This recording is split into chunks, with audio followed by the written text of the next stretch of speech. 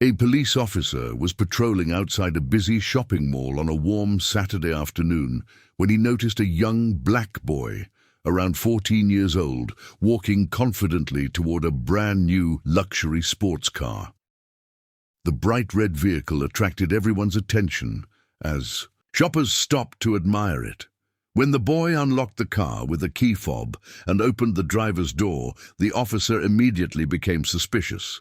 Instead of watching for a moment or asking calm questions, he assumed the expensive car could not belong to the teenager. Believing he was about to stop a car thief, the officer quickly approached with his hand resting on his duty belt. The officer ordered the boy to step away from the vehicle and keep his hands where he could see them. Surprised by the sudden command, the boy calmly obeyed without arguing. He explained that the car belonged to his family and that he had permission to move it closer to the mall entrance while his father finished a meeting inside.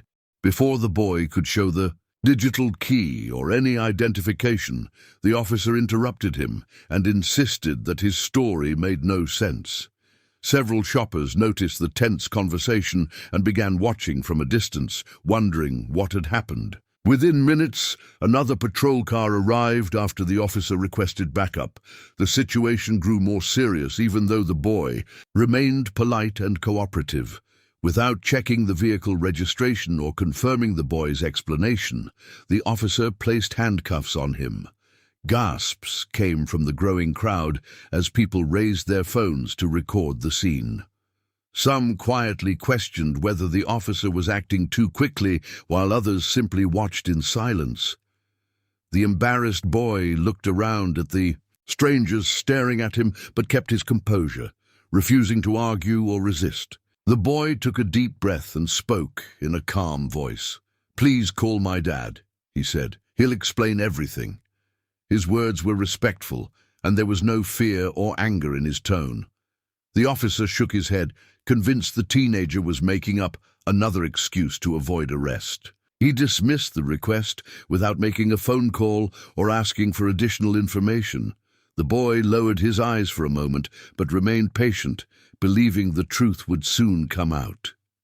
Around them, the crowd continued growing, and more people began recording every second of the encounter. Just as the officer prepared to place the boy in the back of the patrol car, the sound of multiple sirens echoed across the parking lot.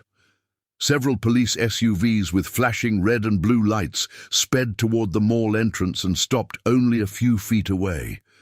Every conversation in the crowd suddenly stopped as people turned to see who had arrived. Even the officer looked surprised by the unexpected convoy. The handcuffed boy quietly lifted his head, recognizing the lead vehicle immediately. A tall figure stepped out wearing the uniform of the county police chief, and the entire atmosphere changed in an instant. The county police chief stepped out of the lead SUV with confidence, followed by several senior officers. The moment his eyes landed on the handcuffed teenager standing beside the luxury sports car, his expression changed from calm to shock. Without saying a word, he walked quickly through the silent crowd.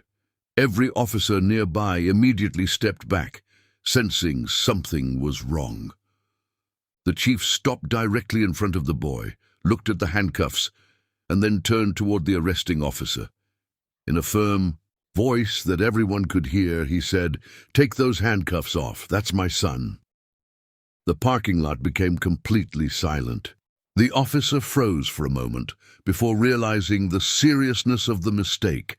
His face turned pale as he hurried to unlock the handcuffs. "I'm sorry, sir," he said nervously, removing them as quickly as possible. The boy rubbed his wrists, but remained calm and respectful despite everything that had happened. The chief placed a reassuring hand on his son's shoulder and quietly asked if he was all right. The teenager nodded and replied that he was fine.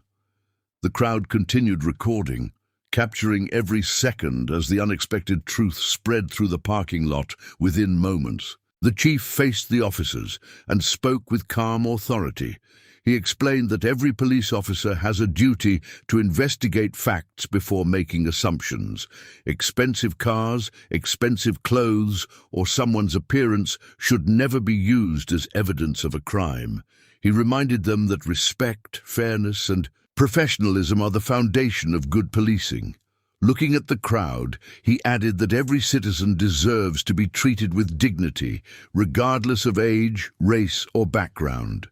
His words were powerful, and many people listening nodded in agreement while others applauded his commitment to justice and accountability. An internal affairs supervisor who had arrived with the chief immediately began collecting statements from witnesses and reviewing the body camera footage. The arresting officer was informed that the incident would be formally investigated to determine whether department policies had been violated.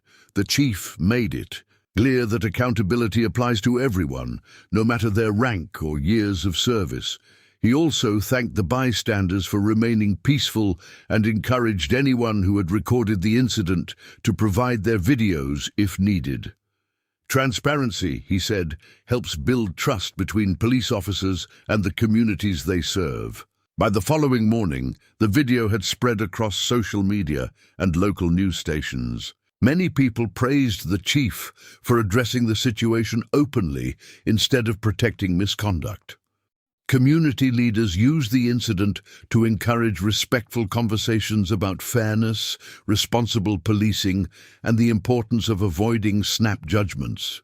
The young boy returned to school with his head held high, grateful that the truth had been revealed. Although the experience had been painful, it inspired important discussions throughout the county. The incident became a lasting reminder that justice begins with listening, checking the facts, and treating every person with equal respect and dignity.